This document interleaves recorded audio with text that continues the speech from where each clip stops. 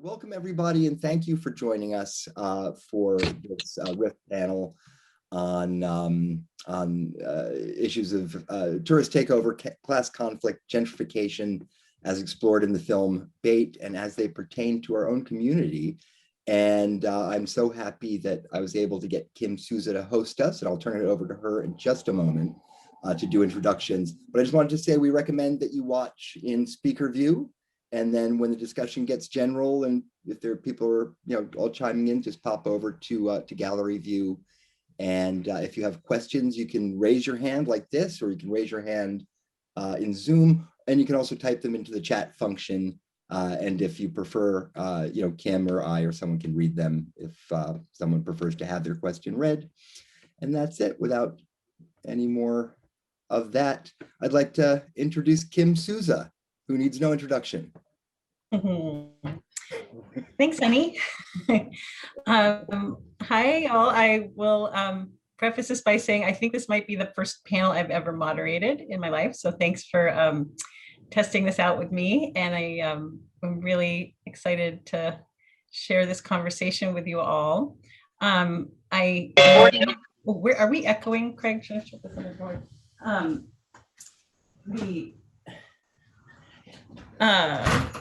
I think I know where most people on the Zoom are located, but I think it's safe to assume that all of us are on some version of unceded Indigenous land, so we'll acknowledge that.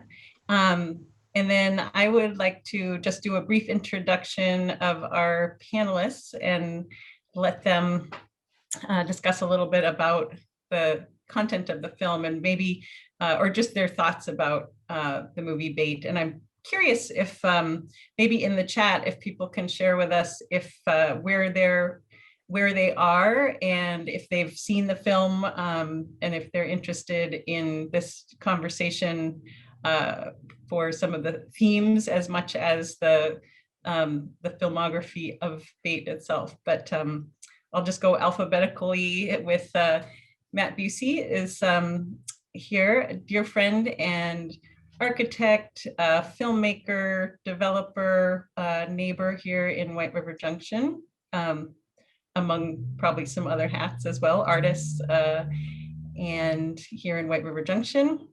And Kendra Colburn, who is, thanks Kendra.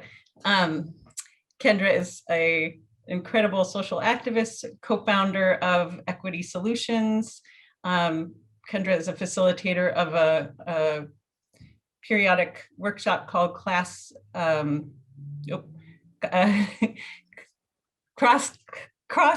Dialogues. Thank you. Sorry, I should have written down some notes. And also on the steering committee of SURGE, the Upper Valley chapter of Showing Up for Racial Justice, as well as having served with Cover Home Repair and many other organizations in the Upper Valley. John O'Brien, one of our state legislators, thanks, as well as filmmaker, and just finished up this session, correct, of the 2021 or 2021 session. Is that what we're just finishing? Yeah. And also farmer and probably some other hats too. But I'd love for you all to maybe just tell us a little bit more about yourselves and get started and what you think about the movie Bait. Matt, you want to go first? Yeah, sure. I live in Hartford, Vermont, and work in White River Junction, Vermont. I've been in Vermont since '82, came from Colorado, grew up in a suburb. And Bait, so funny, I watched this movie like when it first came out and I completely forgot I'd seen it. So when I started watching it, I was like, wait a minute. But the funny thing is I didn't remember anything about it, which is typical for me with movies. I can't remember a movie a day after I've seen it usually. But for me, like, I guess having made films, the thing I wrestled with the most in the movie was not the subject, but the filmmaking as it related to the subject. So the formal approach to it. And I couldn't decide whether I liked it, if it contributed, if it just was annoying to me. All the really close-ups, the short takes, you know, all the crap that got on the film. And then I started thinking, well, maybe it, you know, it does kind of relate to the fisherman pulling the nets, and he focuses on that a lot. And that's kind of how they made the film. They sort of pulled it to the developer and the sort of process, and I wondered if there was a connection there. But as far as the subject matter went,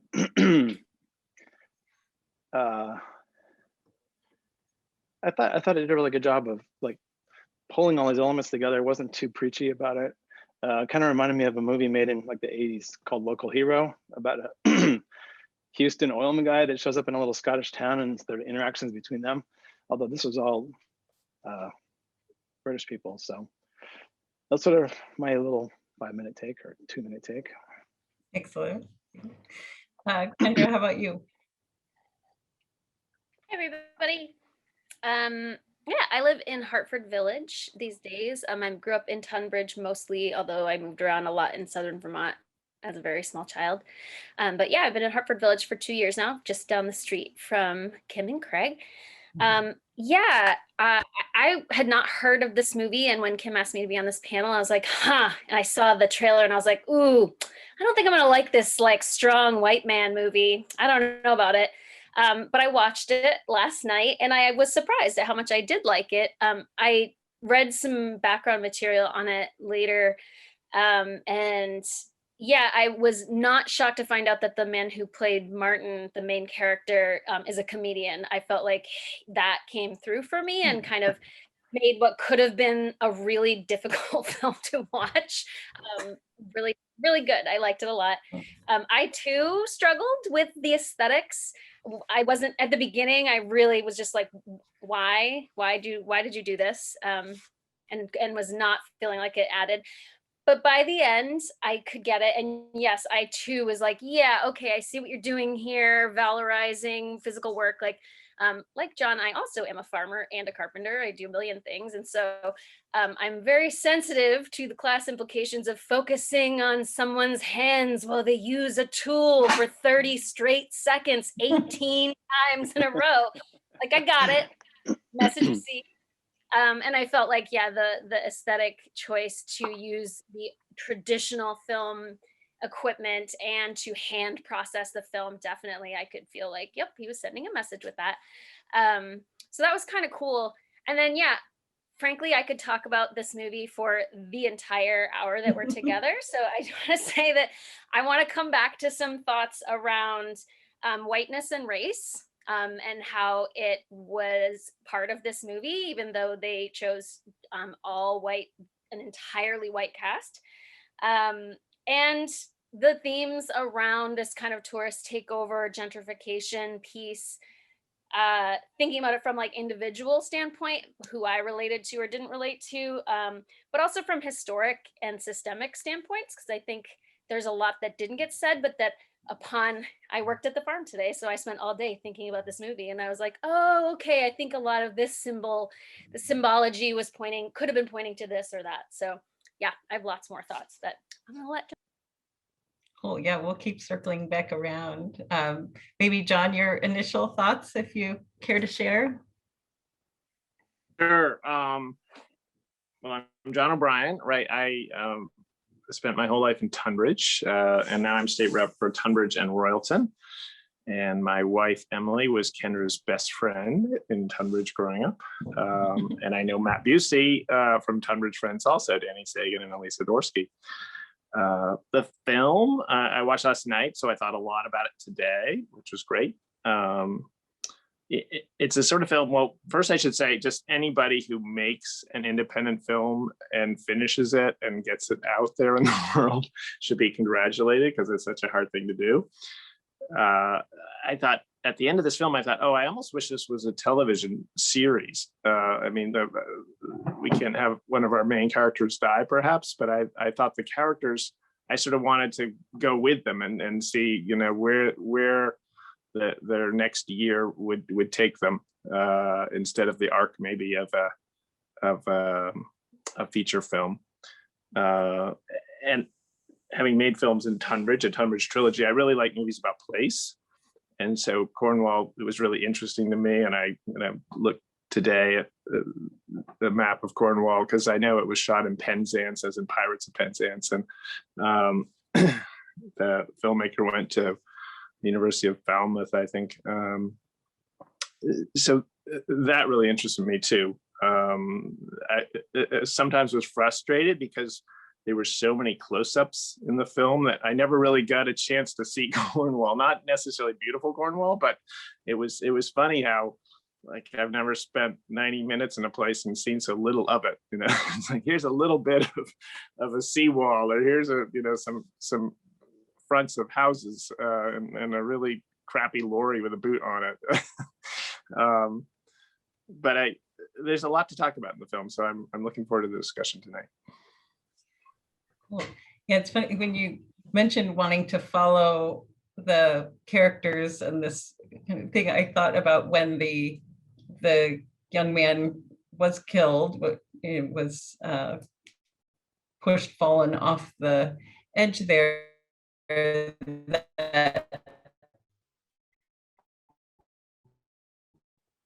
Then the tourists were gone. I was wondering what was their role in that.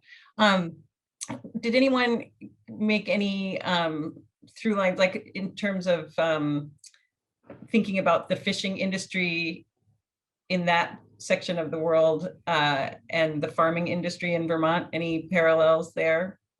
Hi.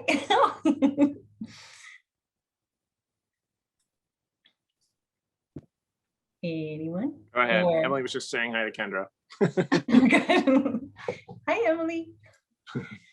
And for those who have joined us more recently, feel free to put in the chat where you're viewing and share and joining us from, and if you've seen the film or not, that would be great.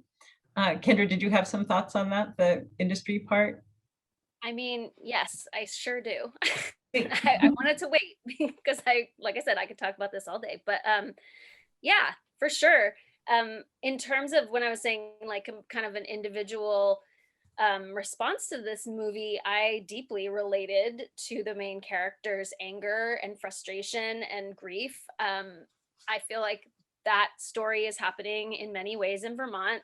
I know, and John can probably speak to this as well, and in Tunbridge, where I grew up, like there are very, very few farms left. It simply is not the way folks were farming, and the kind of land value realities make it so that that's not a feasible way to live. And so folks who have done that their whole lives, and not only that's their skill set, but that's what they love and are intensely attached to the land and working the land, can't do that anymore. I went to my nephew's 8th grade graduation a couple years ago and was in tears listening, like knowing these realities, knowing that dairy farmers are literally committing suicide and killing off their herds because they can't continue. This is happening all over New England, not in upstate New York, not just here. Listening to an 8th grader give his 8th grade speech about how he hopes he can continue on his family's farm and how the farm has been there for him and the farm is his best friend. It was like devastating because I was like, maybe your odds are 50-50, you could have that, but I wouldn't even give you that much. Yeah, I see huge parallels. John, any farmer, fisher, person analogies?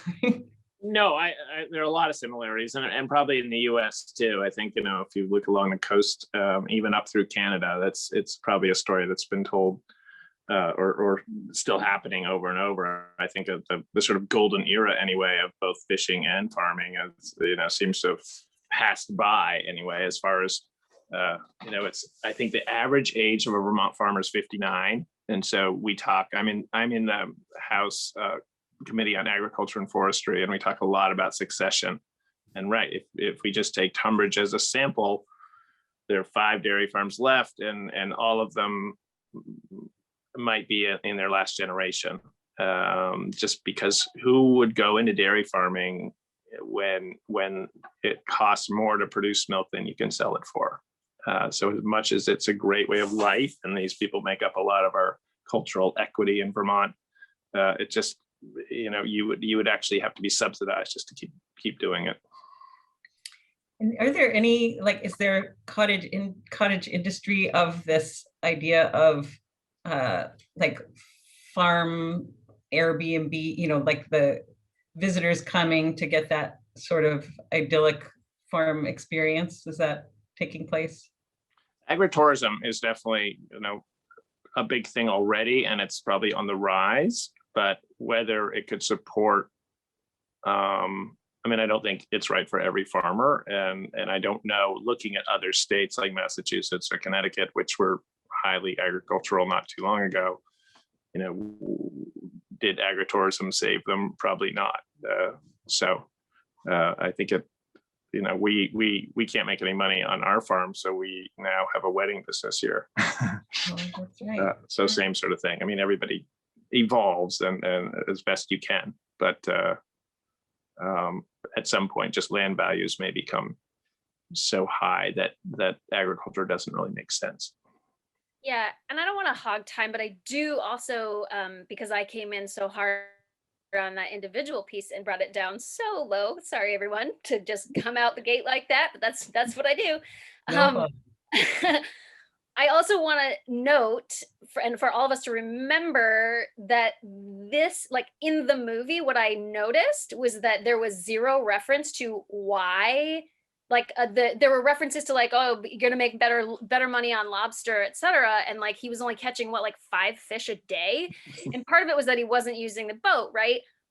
But I'm gonna guess too, from my understanding of fishery reserves and ecological collapse in oceans, there are also ecological reasons why his livelihood was impacted. Like they never said that the folks that bought his house had nothing to do with his catch, right?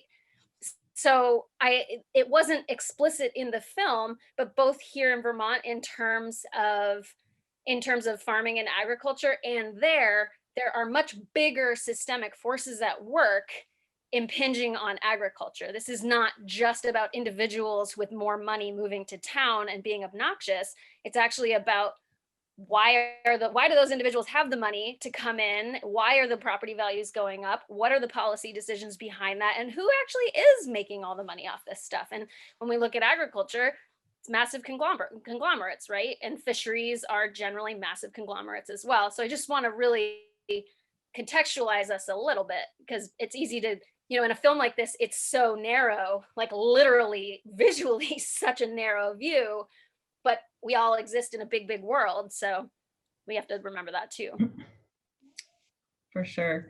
And I'll also just kind of make note that anyone that would like to either comment or ask questions of the panelists, please don't hesitate to raise your hand either in person or via the chat or via Zoom.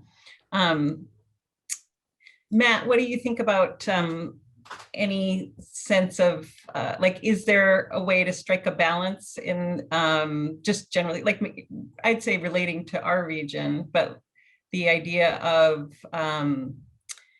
the staid kind of local foundation, and we're currently, obviously, this region is experiencing a huge influx of new people, new families, new money that are impacting everyone's dynamic. Have any general thoughts in terms of like, if there is any sort of mutually beneficial balance that might be struck? Well, I guess, the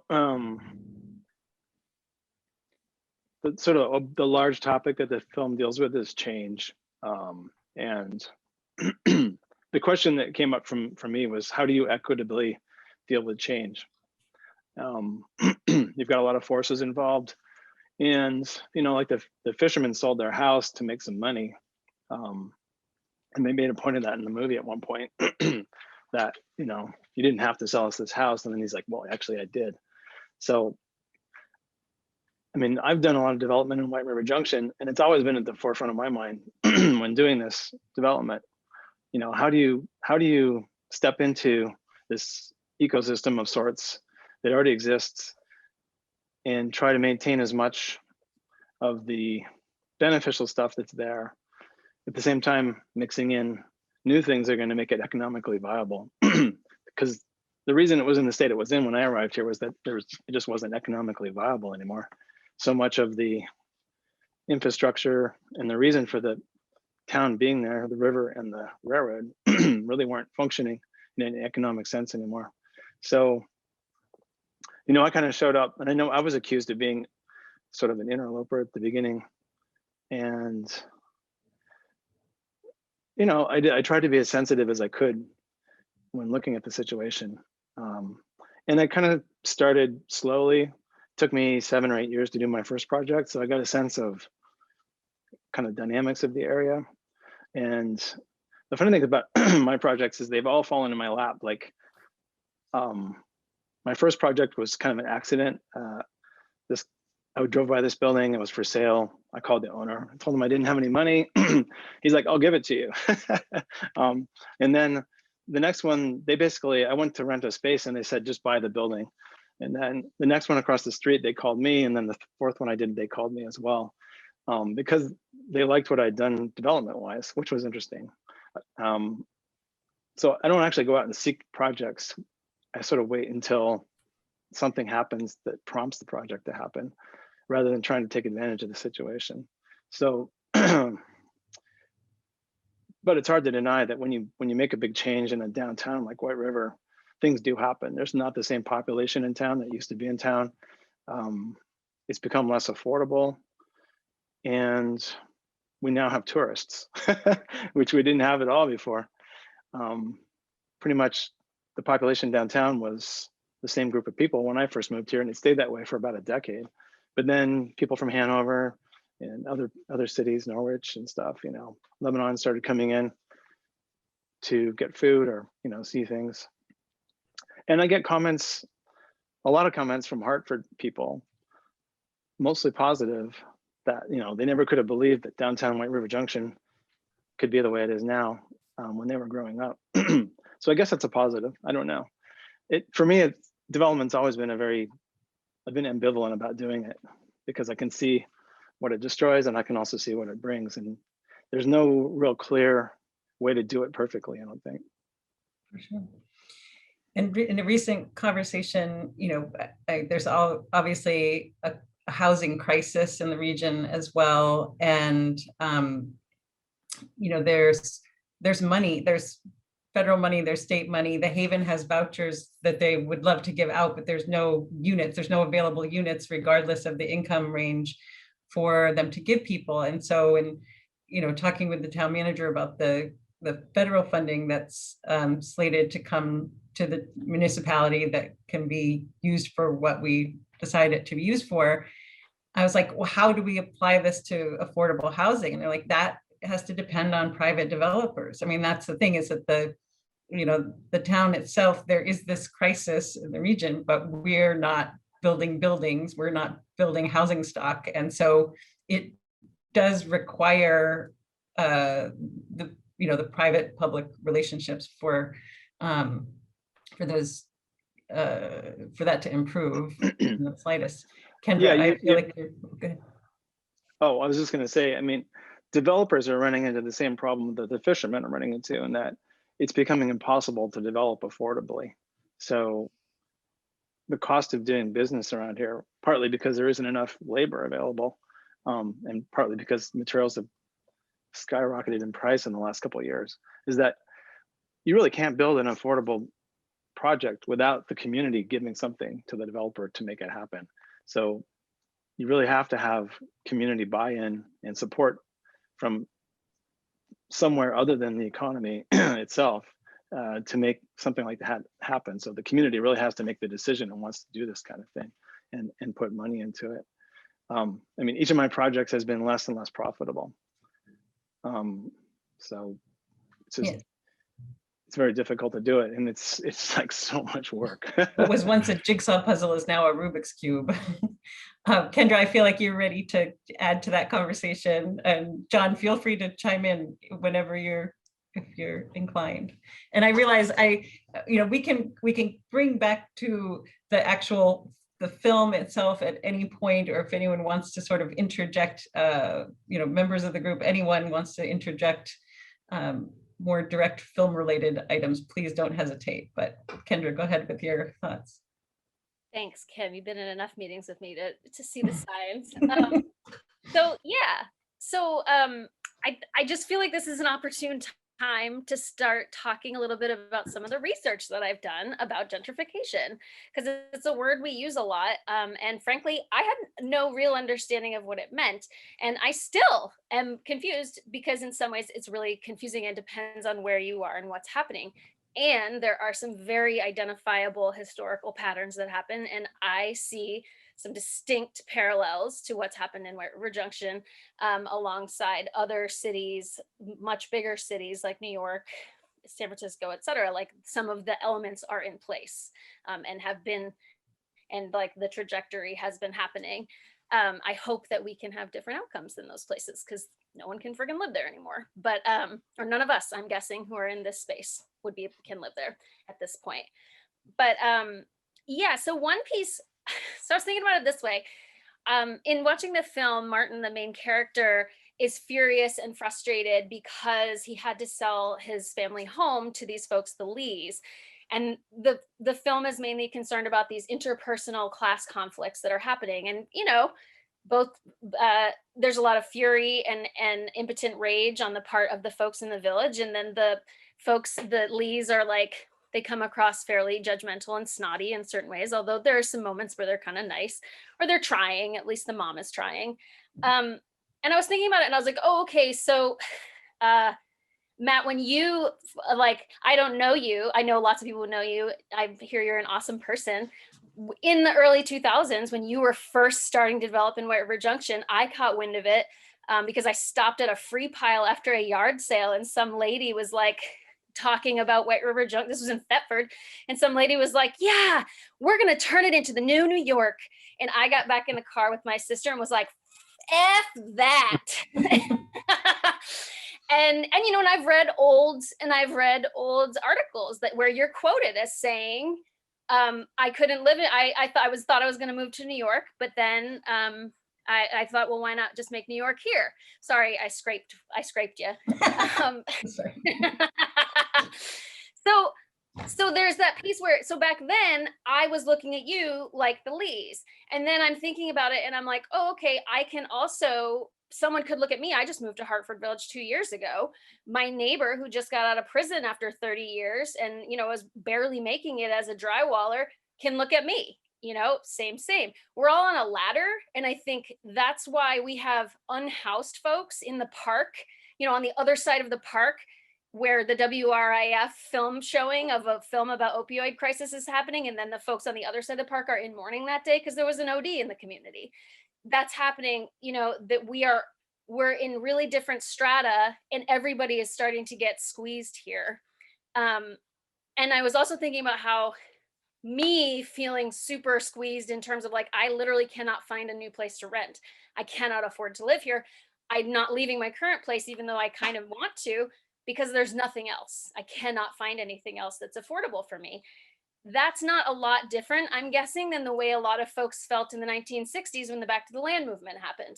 I'm guessing it's not that different than the way a lot of folks felt in the 1930s when there was another economic crisis in Vermont and all the farms were derelict, and there were headlines in New York City and Boston talking about these derelict New Englanders. I'm guessing it's not a lot different than the Abenaki felt when they were massacred and displaced by folks coming in to form New Hampshire and New York, right?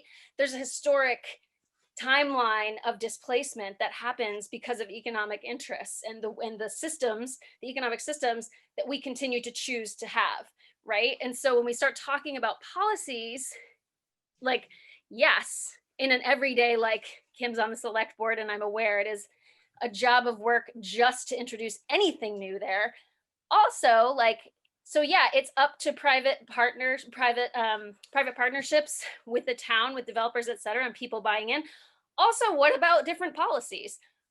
Rent control is a real thing. It's happened in the past. Oh, well, then that's going to squeeze the landlords. Cool. Like, what can we do? What can we actually like put on the table in real ways to both work with what we have, given the system that we are in, and also how much are people using what power we do have to change those systems that we're in, right? Like, and these are big generalities I'm talking in because I don't get to take up this entire evening, but I just want to say, like, I suggest folks, if you're interested in this topic, read the book How to Kill a City by Peter Moskowitz. It's a really great primer to the systemic realities of gentrification and how we tend to focus on the interpersonal conflict, but that actually the individual choices we make have very little impact on what happens, what the trajectory tends to be. It's more about long-term investment and disinvestment, creating demand, creating cheap land where people can come buy it, artists move in, the gays move in, like myself, and then 10 to 15 years later, we're not the ones anymore. We've made it so nice that everyone wealthy wants to be there. Land prices are up, rents are up, and now we can't live there.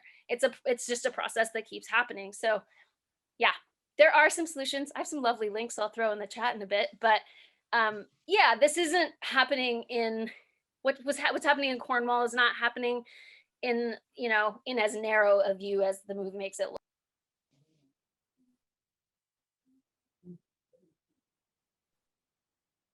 You're muted, Kim. Thank you. Sorry.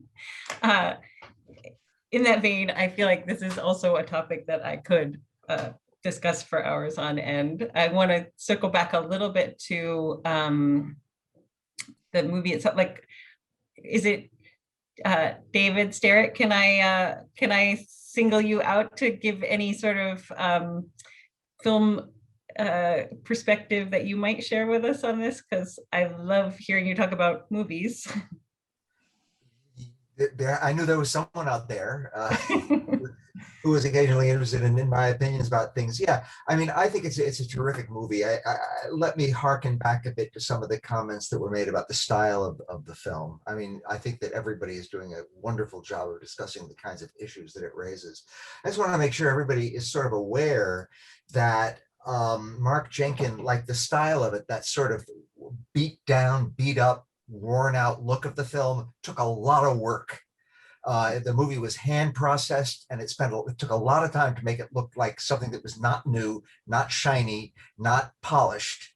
And I think that's because Jenkins wanted a style that was completely in keeping with the subject of the movie. This is about, a fishing village with people who are not privileged in many ways.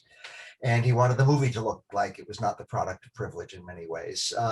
In Riff, there is also his wonderful short, Hard Cracked the Wind, which has a very similar style. It's also in black and white, and it has, again, it has that deliberately down market look, I think, which he very much wants to accomplish. And the other thing I would just mention is that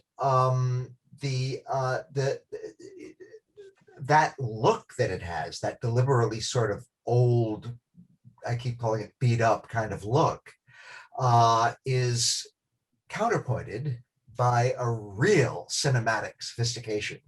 I mean, looking at this film more than once, some of the editing is like worthy of the greatest European virtuosos of the art film, Robert Bresson, for example. Eisenstein came to mind when I was watching this movie, and the counterpoint, to use that word again, of sound and image at times is really, really, really just extraordinarily sophisticated and precise and beautifully done. So the kind of jumpiness and discontinuity of it is all very much on purpose as well. And I think that among its other qualities, the movie is just an extraordinary match of style and content, style and subject. And I just mentioned, I'm not the only person who feels this way. In England, the reviews for this film have been beyond rapturous. One very important English critic, Mark Kermode, has called it one of the defining British films of the decade. So, he's not alone in that. He and I are not alone in this. So I just want to point out that whatever you might think of the movie, its critical reputation is exceedingly high, and I think deservedly so. I think it would have been very easy in this day of advanced technologies to make a movie that would look the way we like things to look in multiplexes. And Mark Jenkins went to a lot of work to make this movie look the opposite of that.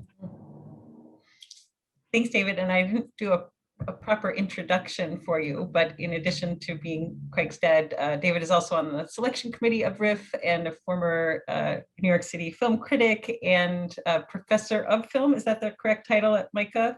What's your current? Film professor. Film professor. Yeah, that's the thanks.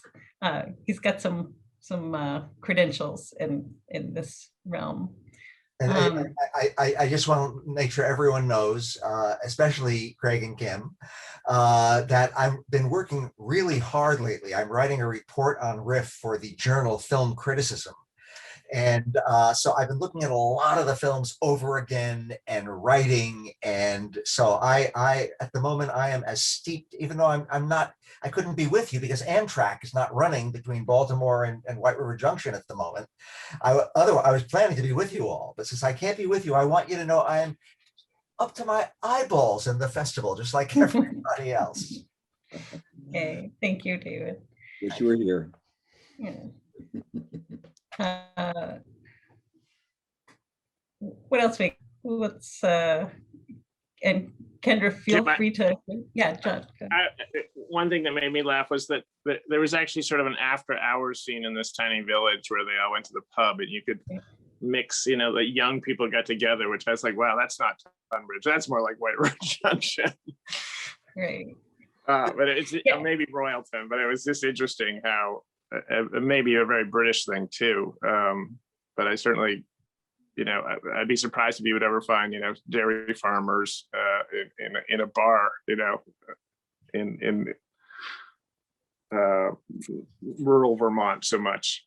So it's interesting that it seems just culturally, maybe this is, what you do at night, but it would, given when they get up, you'd probably make you a poor fisherman if you were getting drunk every night at the pub. I think that those layers of common ground between like where you can have like the filling station in White River Junction, or what Fan Wheelers used to provide, which was that it was definitely a local dive bar where it was also partly because the options were limited, but where you would also have, theater patrons and, the visiting actors or whatever, also, the locals and the newcomers really mixing. And I think,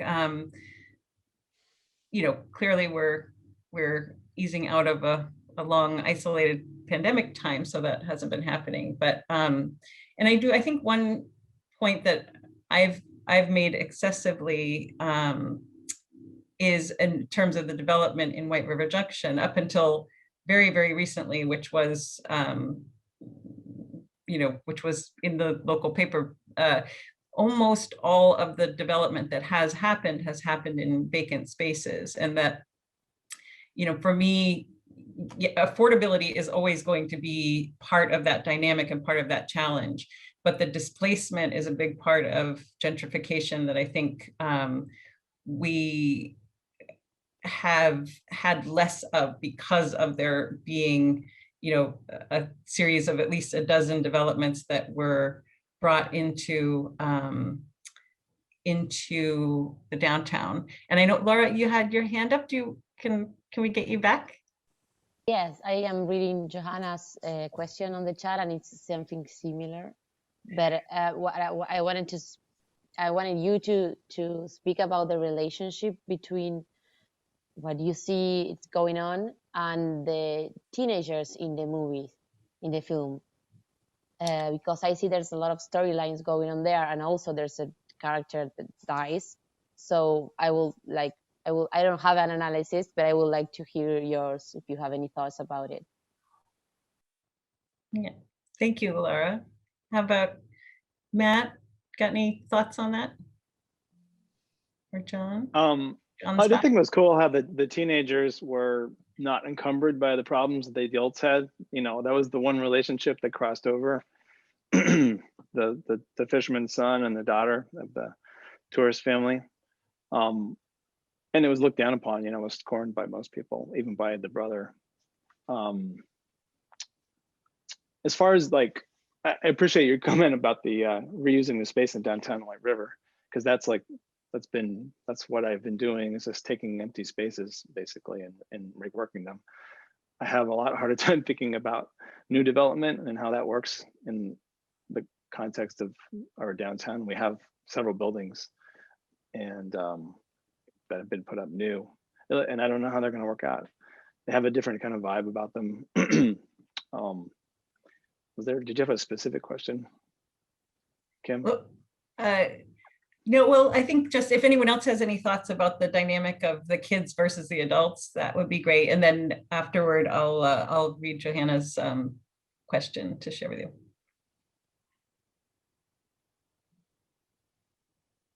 I have some thoughts on that. And then I also wanted to respond to your thing about displacement, Kim. But first, yeah, the teenagers, I thought that was fascinating. And Matt, it's interesting that you said you felt like they were unencumbered, because I felt like the scene at the pool table and Wenna's entire storyline was about how she actually is deeply encumbered by this exact same problems as the adults. And it's only Neil and Katie who are kind of crossing the class line together, right? And then Neil dies. Neil is literally murdered by the scornful classist son of the interlopers. So I was really like, wow, what a statement for the filmmaker to make. Like, what exactly is he trying to say? That there is no hope for cross-class reconciliation, that it's not going to be that easy? Or is he trying to say it just simply can't happen? That was a lot. That was like a big statement, and I'm not quite sure what exactly the statement was. I thought that Hugo's character was fascinating, maybe a little heavy-handed, but also that Hugo's character, there was a lot for me about gender in this movie, and it really played out in that scene between Martin and Hugo, after Martin figures out that Hugo's the one who slashed his lobster net and lobster trap and brings it, and instead of like doing anything violent, he brings, with a lot of simmering violent tension, brings the lobster trap to the pub and forces Hugo to mend it with him, which is just this like kind of hilarious, but also like deeply disturbing scene to me. Like, it was just so tense and just intense. But also I was like, oh, okay, that was one of the places where I felt like the filmmaker did a beautiful job weaving in his clear idea that there are traditional ways that you do things, and like that Martin, instead of freaking out or doing property damage or going to the parents or anything like that, would actually teach this kid a skill, really, to me, felt like that's the traditional way you do it in this town. Like, that's what you do. So that was kind of one of my favorite moments, actually. So yeah, the teenagers were fascinating to me. Shifting gears just a titch, Kim, to your point about like literal displacement and development only mostly in abandoned spaces, totally take that point.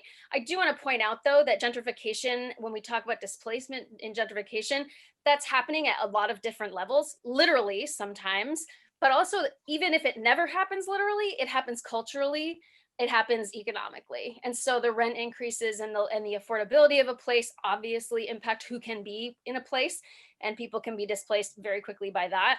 But also culturally, like when a wave of artists moves into a small working class town and have much more economic and cultural power to kind of set an agenda over time, that distinctly changes the culture. I like the culture. I have benefited from it mightily, but I know a lot of people who didn't. And when I was growing up, I definitely did not feel welcome or part of that. It felt very, like, class-wise, culturally, that was not for me. It's for me now at 43 years old, after having gone to an elite college and like figured out a whole bunch of stuff. It was not for me growing up as a poor Vermonter from a rural space. So I just want to make that point, that gentrification is about displacement on a bunch of different levels. And I see lots of that happening in White River Junction, that culturally, you know, as Matt said earlier, the landscape's different in terms of who lives here, and the landscape's different in terms of like who partakes of what in this town. There's still a mix of things to do, but it's increasingly becoming most things are pointed at specific are pointed at specific demographics, I'll say. Whether we make them accessible or not, there's a lot of folks who do not find them, who do not look at Northern Stage and think that's for me. Again, I want to keep going on this, but I also wanted, Samantha's had her hand up for a while. I'd love to hear from Samantha. And it's tough because some of the thoughts and questions I wanted to share were a little while ago, and then so many other interesting ideas that come up in between that I'm shuffling in my mind which parts to respond to. So I wanted to just connect from a ways back in the conversation, but just Kendra has raised, I think, some important critiques about the trajectory and putting them in the context of patterns that happen in lots of places. And I grew up in this area. I have a very eclectic kind of connection because I'm very connected with the dairy farming tradition here in Plainfield through my family. And my father had a farm in central Maine, but I also grew up in Hanover. But then I left here in the 80s and never thought I could live in this area again, in many ways because of what I found in urban areas where I found more acceptance and more diversity. And when I came back, to the extent that White River had some feeling of the Brooklyn that I was leaving behind, that made me know that I could stay here and make a life here. And part of that, and this connects and is a credit that I'd like to give to Matt and others in your community, Matt. When you were first settling here, I was looking for support for the film Dramarama that we're showing in RIF.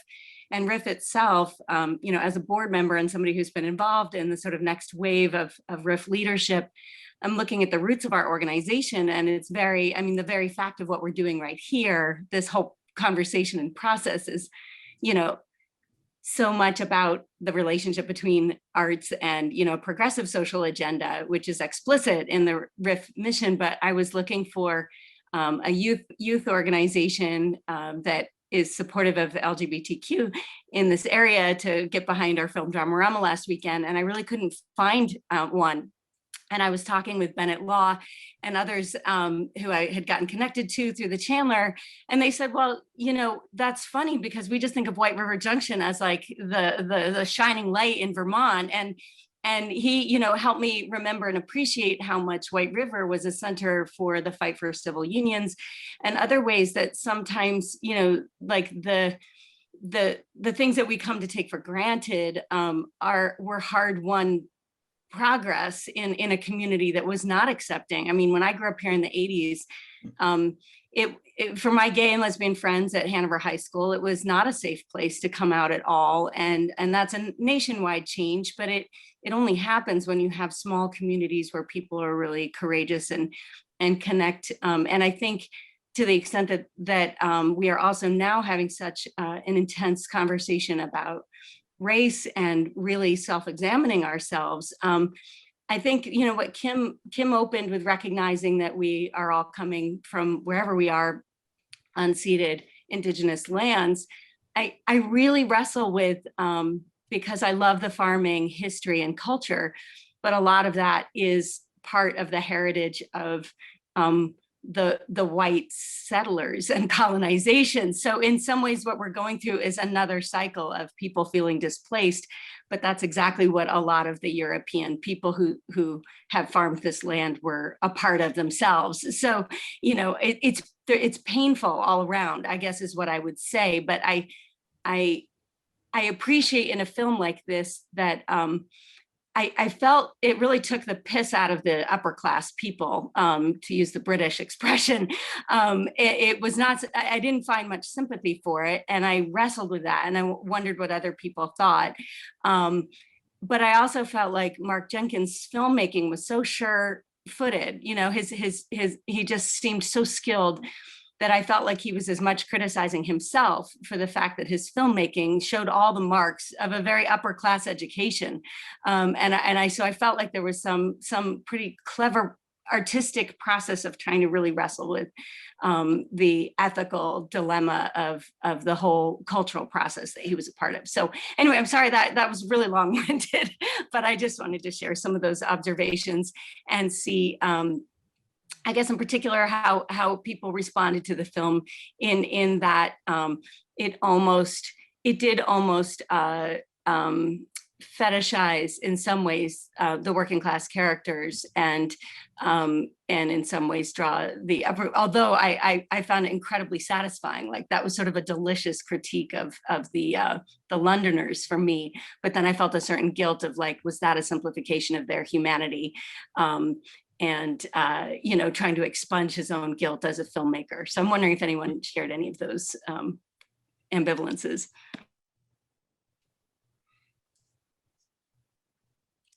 Anyone care to respond?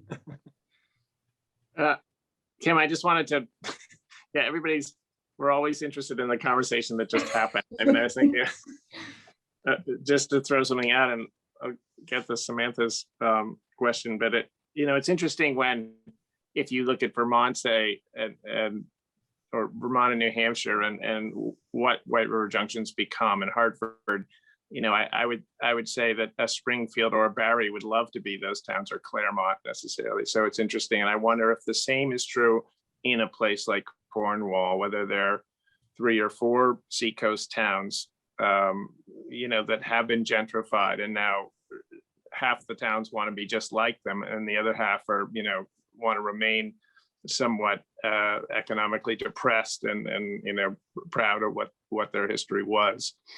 So I don't know if, you know, it's just wherever you go. I mean, I can see there's always so much more complexity than we get even in a film like this that has a lot of complexity. And to your point, Samantha, I felt it was sort of somewhat unfair. I mean, just as a filmmaker who's dealt with, say, you know, how to portray newcomers to a place, I felt, I wish there was somewhat more complexity to the Londoners, or even more so the man bun Airbnb couple that comes and complains about the boats going out at 7 a.m. So I'd be interested to know in England, you know, if that was the posh set was fair game, or whether there was some criticism of their one-dimensionality to the most part.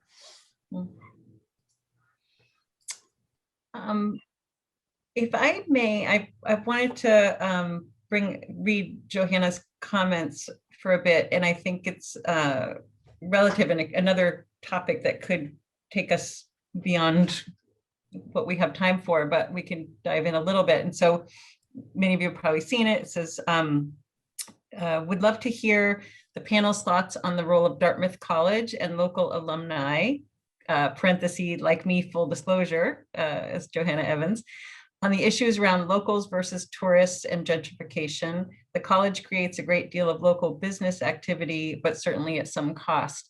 And, you know, even John, I'm sure that the law school has some, you know, maybe slightly more minor version of that in South Royalton, Tunbridge. But do any of you have thoughts about that, about the relationship in the Upper Valley and Hartford with Dartmouth College?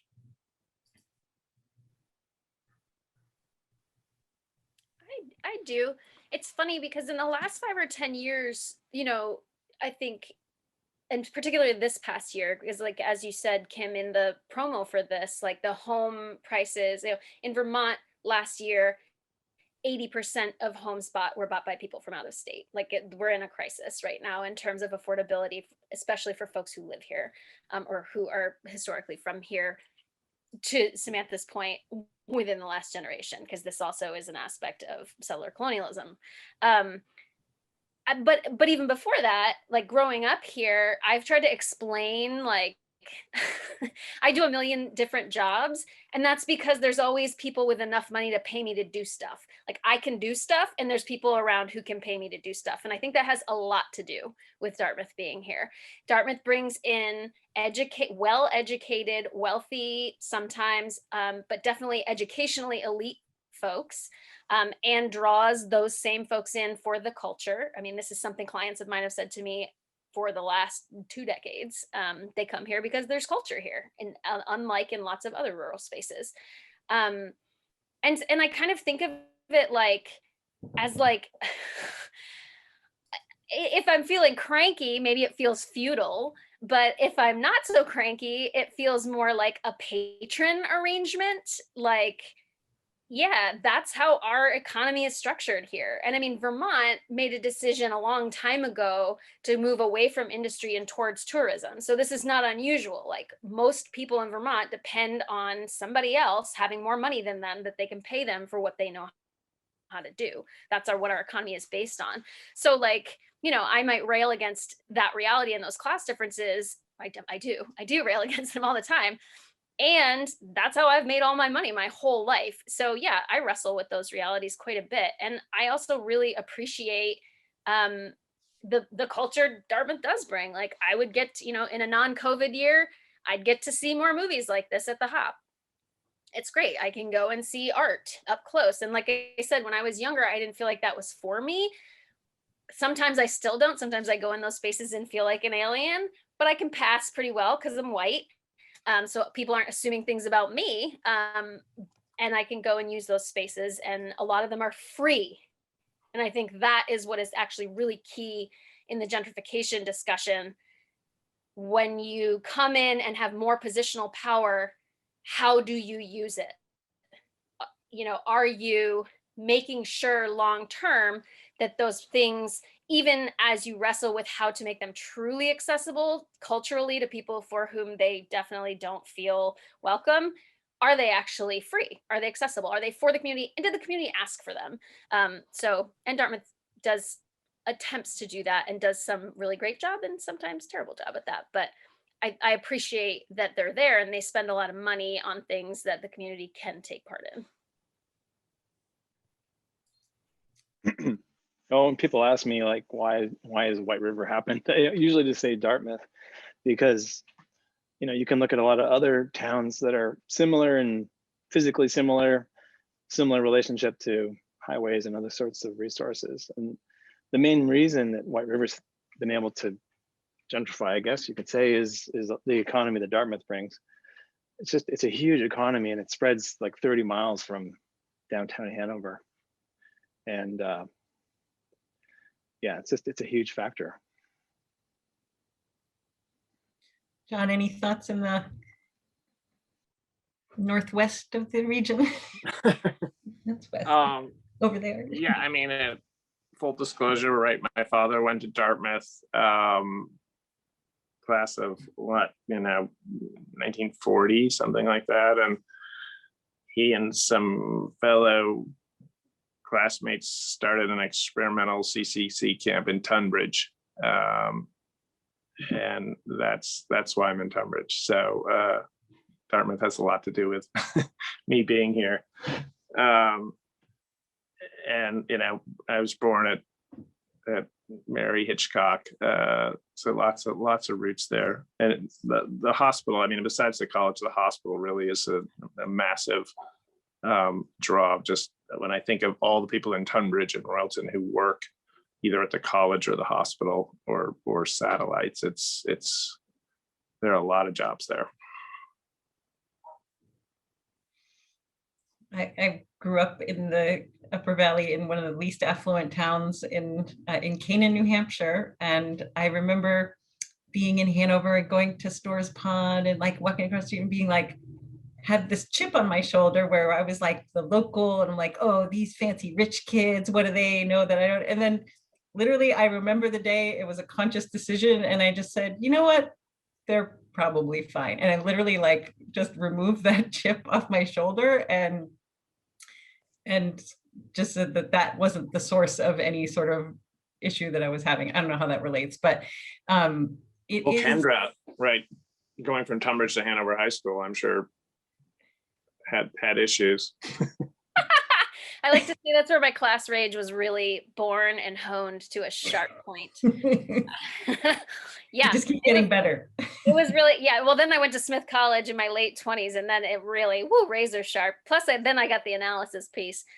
Yeah. Hanover is wild to me, and I actually refused to go there for a long time after high school because I hated it so much because of those class differences, because of Dartmouth, like frat. I went to one frat party in high school and was like, this is disgusting, horrifying, and I will never ever be near this again. It was so bad to me. And yeah, and as Kim said, like, I had a big chip on my shoulder too. Yeah, in my 40s, I'm better able to step back and see what it has to offer. But I know we're running out of time as well, but back to the film and that, like, 3 pieces of it. One, so ironic to me how Britain, the colonizer of the entire world, having devastated communities of color worldwide, devastated, destroyed, exploited, just ruined, has historically been so insistent on focusing in on the squabbles between different classes within their own community. Hilarious to me in a certain way. I relate, but I think that's funny. And that brings back the race piece as well, that like they're erasing a lot there. But also this point that like it got such incredible rave reviews. Like I read the Guardian review and it was like this is the British film of the century or something. And I think part of that is yes, poking fun at the upper class or at the posh people, and appearing really like righteous. But that film, like Martin and his family don't win. Like their lives are not going to be markedly better. Neil is gone. Like, sure, Stephen's going to be a fisherman again, but like nothing actually changed for them in a significant way. And I feel like it's like the most benign way to like be in pretend solidarity with the working class without actually having done or changed anything about the conditions they're living in.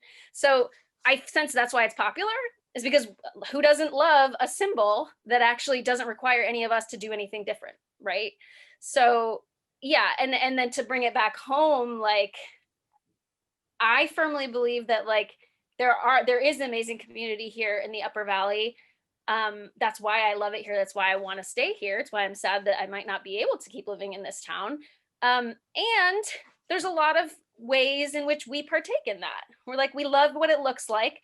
We like it that like we feel more diverse, but as the economic divide grows, Samantha put a great comment in the chat about this, as the economic divide grows nationally and globally, and we see the further effects of gentrification here, you know, that diversity we like so much racially in terms of LGBTQ folks, the most marginalized folks will not be able to afford to be here except as tokens. And sometimes tokenism is enough for some of us, but it's not anything about liberation or justice. So yeah, I would have loved it if that film had a little more, like John said, I'd love a series. I'd love to see more about that. Craig, you want to pop in? There's a couple more really good questions in the chat as well, but Craig, what can you share with us? Just very quickly, because I don't want to abuse my position of power here. But just so, I mean, I have watched the film several times, and on reviewing it, I don't think it is as starkly just taking shots at the rich people. It's I mean, I always thought it was a very nuanced film, but watching it the most recent time, I mean, the ending and the meaning of the ending kind of became clear to me, and it's this message of because I thought that they did treat the sort of middle upper class people that come, the Lees, they do treat them pretty fairly and kindly and everything, even with a little bit of caricature stuff that they do. But at the end, with the death of the nephew/son, I mean, it all just became clear to me. The message I thought of the film at the end of it was, this might not seem that bad. These people might not seem that evil, but their children will murder your children with impunity. And that's, I think, where it ends up, is that even if this doesn't seem, through this nice, nuanced and enjoyable experience that I've just given you, think about the future, think about where this is heading. So that's just my 2 cents. Thank you, Craig. Thanks for that clarity. There's 2 more that I think, if I can go back. So Mark Detzer puts in the comments, interesting to think of Windsor, Springfield, and Claremont, wondering how the panel think about those communities. How might they approach supporting those communities become more diverse and stay affordable? So I guess that's similar to what we were talking about, like maybe Claremont and Springfield, but any thoughts on that, like the surrounding closer Upper Valley towns? Kim, I just had a thought about getting back to what Kendra was saying. I mean, it is interesting that the film sort of pits the outsiders versus the people who grew up there. But when in fact, I kept thinking during the film, if the brothers, say, sold their parents' home, what happened to the money? And I kept thinking, it's like the joke about how do you make a small fortune in farming? You start with a large fortune. What did they they just kept losing money fishing, so they had to sell the house just so they could keep fishing. So really, economically, it's interesting that the focus wasn't on how a commodity like fish in the long run hurts those who are at the level of catching the fish. They're always the ones who get the least amount of money from it. Same with dairy farmers. And if dairy farmers and the fishing communities could make a lot of money, we wouldn't even be having these conversations about what's happened to them. So it's just interesting that we instead turn it into more of a class thing than an economic sort of global commodities discussion. Yeah, on point for sure. Yeah, I mean, I think when you look at wage stagnation in this country, the problem of affordability has as much to do with that as the cost of operating a building. Like, it just costs what it costs to operate a building. You have to pay for all this stuff, and the margins on real estate are not great around here because nothing appreciates really, and you're pretty much at the mercy of the market. So, people are kind of stuck making inflation adjusted wages that are much lower than they made 20 years ago. Yeah, I really appreciate both of you bringing that in, and that's that wider lens. One of the main points, in the very first, maybe it's an introduction of that book I mentioned, is that we tend to think about gentrification in terms of individual class conflicts and racial conflicts, but actually that is a narrative that draws our attention away from all the big picture of what actually happens. It actually takes many years and generations of targeted investing by people with a lot of money to disinvest from one place so that the land is cheap, and invest in another place. And it's a cycle that keeps on rolling and because it makes people money. I'm not trying to be a conspiracy theorist. This is just that's how capitalism works. So that's how gentrification works. And it bummed me out actually when I read that book, because I was like, I'm gonna read this cool book and get some hot tips on how to make this different. And then I was like, oh, cool. Just don't do capitalism. That's how you don't have gentrification. Great. It's a lot. It's a big ask. But there are ways to try to work with what you have and make the next best step. To the point raised in the chat about nearby towns, I will note that those are towns that I think we perceive and perhaps are much poorer than White River Junction is now. I want to just name why. I want to ask why we're assuming they're not as diverse as here. I think they are. They're where poor people live, and who tends to be poor, right? When we look at statistics, I don't have the stats in front of me, but I do want to say that assumption, if it's not based on the data, fits some narratives that I'm not keen on. And I also want to say, why would people in White River Junction be experts on diversifying any other place, when the reality is that so many people are not going to be able to afford to live here in 5 more years if things keep going this way, particularly anybody with any marginalization that impacts their economic earning power, which would be that diversity that we're talking about. So I would say maybe we should check in with folks in Claremont and Windsor and those towns themselves and about what they're doing. There's a Pride celebration, happens in Windsor. There's another one in Claremont. Just saying, we could check it out. So if White River Junction is Park Slope right now, Claremont and and Springfield are Bed-Stuy and Brunswick.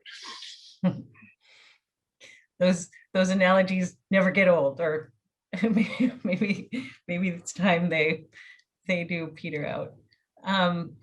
Do we have time for one more? I just want to go back to I think Johanna had another follow up. My apologies for not having this right in front of me. Johanna, oh no, Jordan Green, my apologies, asks, I wonder if Dartmouth and Dartmouth Hitchcock are key to the gentrification of White River Junction. Why did White River Junction struggle for so many decades while Dartmouth and Hitchcock have been around for such a long time? Does that suggest something else has been at work more recently as well? And I mean, my personal experience having opened up while the Tip Top building was under renovations was that the artists go where the rent is cheap, and the artists went where the rent was cheap. And that made the landscape more attractive. I mean, this is the formula. It's been a formula in probably many, many towns and cities in the world. The artists go where the rent's cheap. They make the landscape more attractive and valuable, and then developers come and develop the properties. I mean, I'm happy to say that I personally know and see most weeks, like almost all of the downtown White River Junction developers, whereas the poor folks like Jess who just left in Woodstock, many of those properties are owned by out-of-state corporations that are not, you don't bump into them at the co-op, and you can't say, how could you do that? Or why is this happening? Or this thing is broken. I mean, like, I think we do have a little bit more accountability. It may not be perfect, but I think that we might be just a centimeter ahead of the curve. And this is on the radar. I mean, we know people are having a hard time affording to live here now, forget in 5 years, as Kendra said. So this is on the top of the topic list for all of us to try to figure out how to evolve in better way. I mean, have answers, not just the questions and the observations about what's not working, but how do we make it better? Anyone else want to address that? The issue with, not issue, but the question of Dartmouth's been here all along. Does Dartmouth contribute to that specific gentrification of White River Junction? Well, I mean, as someone who was part of it, I don't think Dartmouth specifically had anything to do with White River Junction. In fact, when we started working on it, there wasn't a lot of interest from Hanover particularly. But it creates this much bigger economy. I mean, it creates a huge economy that White River tapped into, that other towns like that don't have an economic engine like Dartmouth just don't have. There isn't that much money flowing around. And I'll add to that unless either of you want to go ahead and chime in. I mean, I think there's not a whole lot of, right now, people used to say for years, oh, the Dartmouth students must love your business. And I'd say the undergrads don't leave campus up until about 3 years ago. And now they do, because there's less available to them in Hanover. There's like pottery, Miranda Thomas Pottery, there's Simon Pierce, like those are not places that undergrads want to go. And now we've got a couple Ubers, so the undergrads are coming, and then there is more,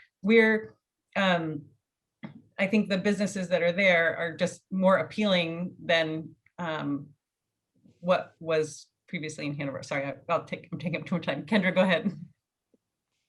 Oh, no, I was just gonna say, I read that question and was like, I feel like I don't necessarily, I guess my answer is I don't know that Dartmouth was a huge factor in the gentrification, except to the point that what gentrification is a very, very long-term kind of economic taking money out of a place, like stop not investing in a place, and then as people make it nicer, coming in and investing money in the place.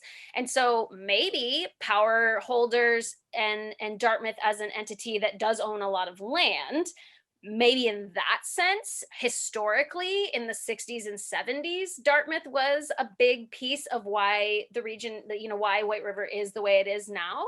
But I don't know that history. So I would say, I think Dartmouth is a big part of town gown, class conflict, individual interpersonal conflicts, but I don't know that it is part of the gentrification of this area. I think there's a difference between the interpersonal stuff that happens, which is real, and that's what I was talking about, versus the systemic structural things that happen. Well, Kim, you're on the select board, Mhm. and Matt, you've been on the select board, right? And I'm on the select board in Tunbridge, so a lot of municipal. Well, and we have another select board Thoughts member here. in the audience as well. Yeah, so but it no made me quorums. think just that communities are always evolving, and to really pick that point, like, oh, I wish we could just freeze this community at this point because we've got this nice, mix between people who grew up here and people who moved in, and there's a lot of the good energy, and it just. What's so difficult is you can't freeze it, and it's always moving in one direction or another. And as select boards, you try to maybe incentivize something or slow something down, but it seems right that economic forces are much more powerful than we realize. I think White River is in a relatively really good spot now. It's but not to make it turn into a park slope is probably a big problem. I was talking with a forester once with a group of people, and everyone was asking about it, conserving the forest, and the forester was kind of laughing. He says, you can't really conserve the forest. The forest is much bigger than you. And people live, 70, 80, 90 years. In the forest, the timeline is just a whole different picture. It's like 300 years ago, there weren't a lot of maples around, walnuts or something. And these, diseases come through, wipe out cultures, and the forest adapts to it. And you see a different kind of forest every couple hundred years. And the forester's job is to try to encourage the natural progression of that process rather than impede it by doing things that screw up development of the natural forest. So anything in a way like doing urban development or approaching any place like this small town Cornwall, you got to kind of have that perspective when you start to fiddle with it and look back as far as you can to understand the forces that formed the place, going way back, and try to make moves that are as beneficial to that process as you can, because no matter what you do there, it's going to get wiped out, an ice sheet's going to come down and scrape it all clean soon. So, think big. Yeah, I agree with that in the sense of the process of gentrification is a long one. It's a long-term one. And I think the reason we're having this panel is because we suddenly got to the point where folks from a slightly different background are starting to feel the squeeze in a serious way. Many people have been feeling that squeeze for many years. But now middle-class people are like, whoa, not me. So now, the good news about that is that now those people have a lot of power, have positional power. And by a lot of power, I mean relative to some other folks in town. I don't mean that we are the actual power holders in this nation or globally. But there's some positional power, and I agree with Matt, looking back at the history and also looking at the patterns of whatever, not everybody has to be an anti-capitalist, but you do have to look and be like, oh, notice what capitalism does. Do I like that or do I not like that? Because we are actively choosing policies and systems every day on a micro level. We can make different choices. We do make different choices. So that's what I meant by I said that I like it here, because I think people do think creatively and do sometimes make different choices. But we have to keep doing that, and we have to be sharper about it. And my last little rant is about the race thing.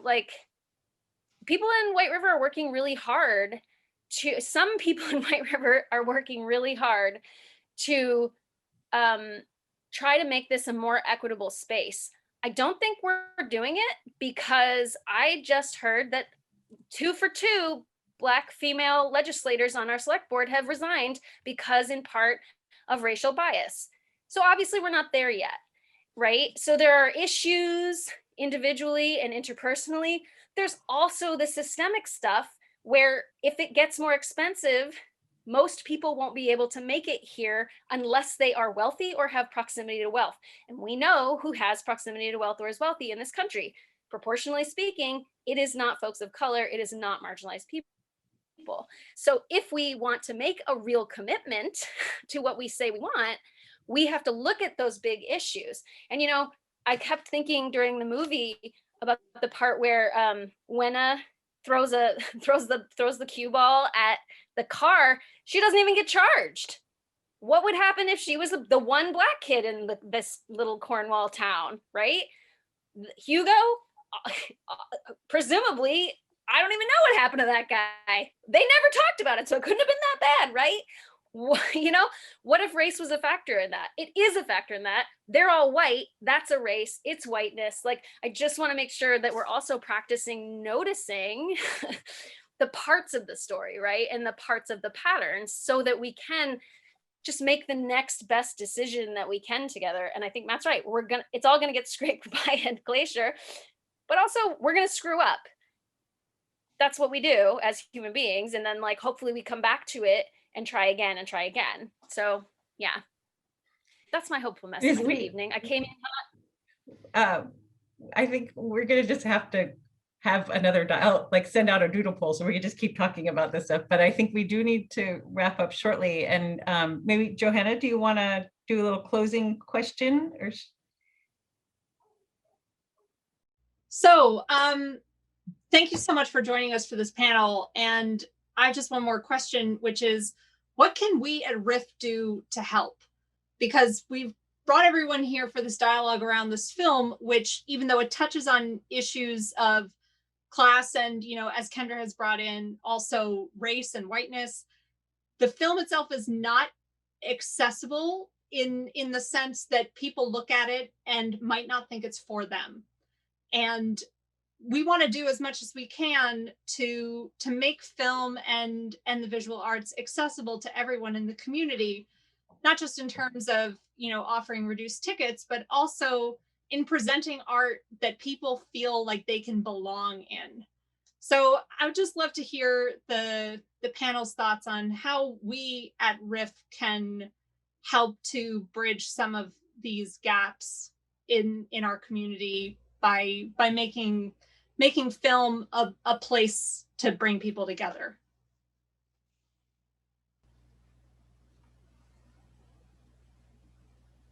I actually have a thought. If other, can I jump in, you guys? We were talking about how, you know, typically the RIF schedule is the gala on the first night with the film, and this year was so wonderful with the outdoor screening. And I just wonder, I definitely had heard some feedback about how, you know, some folks who really would have benefited from the subject matter of the For the Love of Rutland film were, you know, they were chastised because they were chatting during the award ceremony. And like, I would imagine if like the topic of the first, like either reception or gala night film might be considered in terms of the best audience for that. And not to be, I mean, I think that doing it this year outdoors and free was obviously way more inclusive than the formal gala. But I think pairing up, like if you're gonna delightfully sit through an hour or 2 hours of different pre-show things, then maybe choose a film at the end that that someone who's going to watch it will want to witness the awards stuff through. Anyone else? Yeah, I mean, this is sort of the Equity Solutions is a training and consulting business that is actually now passed, but I still do training and consulting on equitable community engagement and, equitable processes and organizational strategy, et cetera. And what I would say if you hired me was a couple things. Ask people what they want to see, right? And underlying that is, oh, who is RIF made up of? Is there anybody from the community you're trying to reach as part of WRIF? No. I mean, I'm assuming no, otherwise perhaps you would get more input. So it's actually a deeper question of like, who makes up the organization? Why? Why are other folks not included in that? How might they be included in it in creative ways, in different ways? Who do y'all know? Who knows somebody in a population you're not reaching yet? And how can you send the message, hey, we know we're not getting it yet, but we want to. What makes you, what sounds cool about this? Have you ever even heard of us? Like, would you want to watch a movie outside, or is that completely something you don't want?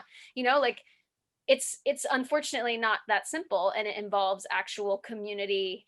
It involves actual community and not just our small community. It involves the whole thing and reaching across class lines and race lines and all those other lines, right? Which is hard work. As we saw in the movie, you might get murdered. Watch out. John, any? I was laughing because last night when I was watching the film, my 13-year-old son was sort of in the background. He's like, you tell him that's the worst film ever made. So, I was thinking that just what you've done here, though, I think somehow to connect the films you show to what our local communities are thinking about going through, aspire to, and even into schools would be great. I think, probably shorter formats might work too, sort of since everybody's on YouTube all the time now. I also remember one of my favorite festivals when I was on the circuit was in New Zealand. They had a main film festival, in Wellington, I think, but then they would take a small group of films and travel around the country and show them in smaller towns. So I think maybe RIF could do that. Some local circuit would be really interesting and connect to towns with sort of a town meeting type things. Great thoughts. Matt, you want to close us out? I was just curious, what's the viewership been like with this remote film festival format? How's it compared? Because I used to be on the RIF board, and we'd show films and 4 people would show up. So well, more than 4. Yeah. and actually what's interesting is the film that has the most viewership by far is For the Love of Rutland.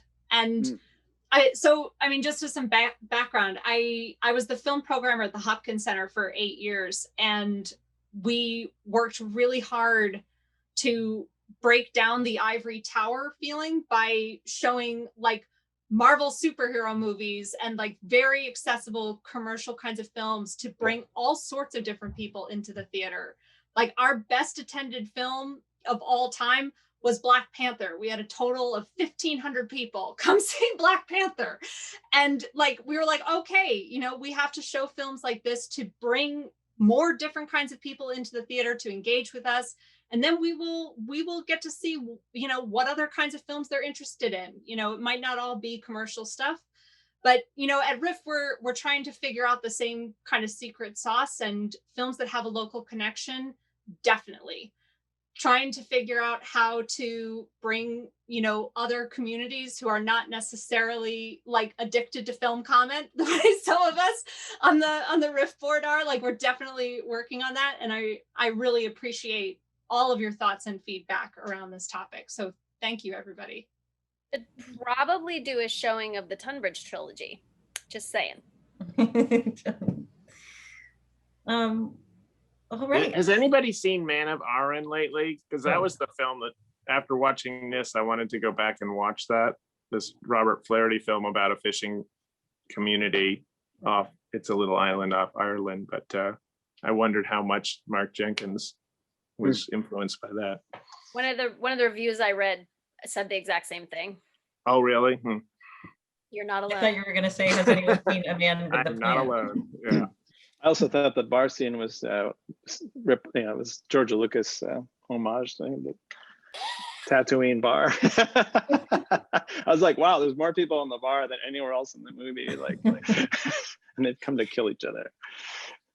Well, All right, it kids. is the United Kingdom and it is a pub. Thank you all so much. Thanks for joining and participating, and yeah, thanks for having me along. Really appreciate it, and look forward Thank you, to Kim. seeing more movies until the 30th. So yeah, and Thanks. maybe Thanks, Kim. thank you. Stray on Saturday, or maybe a rain date. Saturday's looking better weather-wise. Okay. Yeah. Great. Thanks so We're much. hoping- Kim. Thank you, Craig. Thank you, Johanna. Really appreciate this opportunity. Thanks, Matt and John. Thank Kendra so much for Yeah, joining Thank us. you. Kendra and Matt. John, and thank you, Matt. Thank you, This everybody who is- came. I knew this was going to be a good one, and it really, really was. Thanks.